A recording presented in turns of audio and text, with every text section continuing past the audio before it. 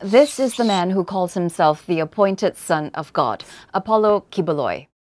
You might have seen his face or heard his name in the news for being one of the most wanted men in America and in the Philippines for a long list of crimes, from sex trafficking to child abuse. Just who is Apollo Quiboloy, and how did this Filipino pastor end up on the FBI's most wanted list? Let me explain. Apollo Quiboloy is widely known in the Philippines for being a charismatic televangelist. That is when God saw your plight, and He said, "He is my masterpiece." The 74-year-old is the founder of the Kingdom of Jesus Christ, the name above every name, a megachurch in Davao City. Also known as KOJC, the church claims to have millions of followers around the world. It's housed in a 30-hectare compound. That's about the size of 43 football fields.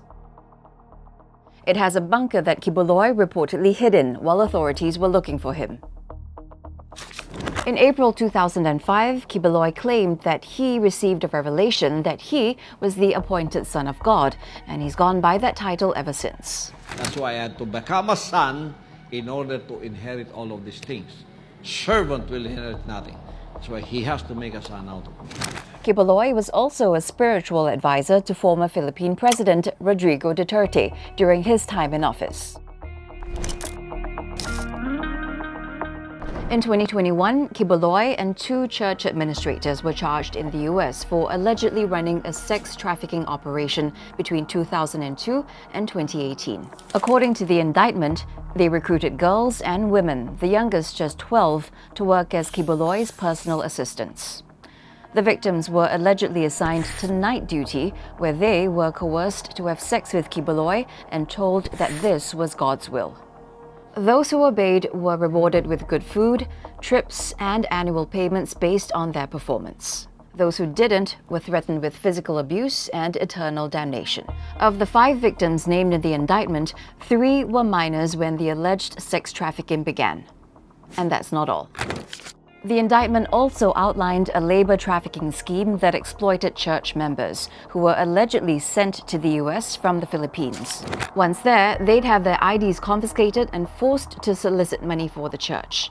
Donors were told that the money would go to charity, but in actual fact, it went to church operations and went to fund the lavish lifestyles of the church leaders. Separately in the Philippines, accusations against the pastor for abusing and exploiting his followers began to emerge in 2023, according to local media reports. That prompted a Senate inquiry, but Quiboloy refused to attend the hearings.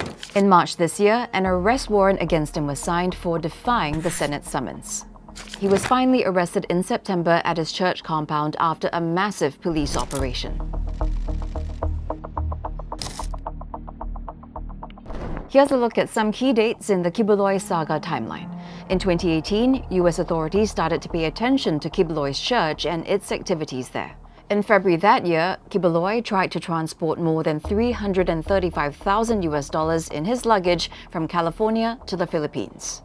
2 years later, in February 2020, 3 top administrators of KOJC were charged by a US federal grand jury for overseeing a labor trafficking scheme.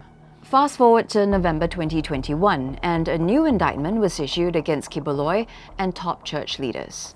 They were charged with running a sex trafficking operation involving children, among other charges.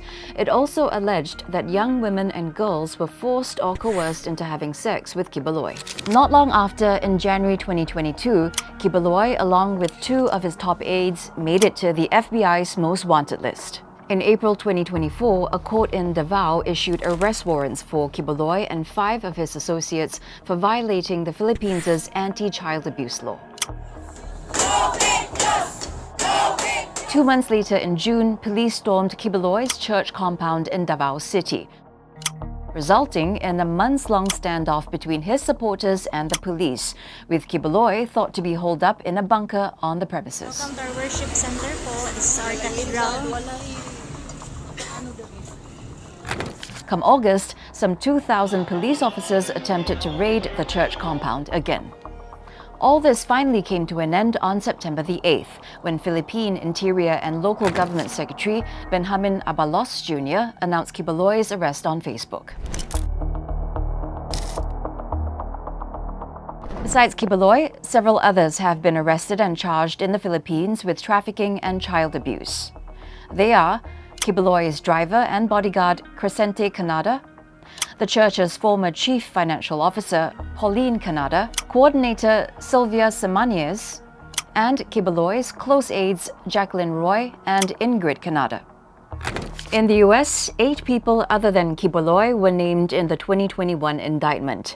They include Teresita Tolibas Dandan, who was a top overseer in the church, Felina Salinas, who was allegedly responsible for collecting and securing passports from church workers in Hawaii, and Helen Panilak, who oversaw the collection of financial data from church operations worldwide.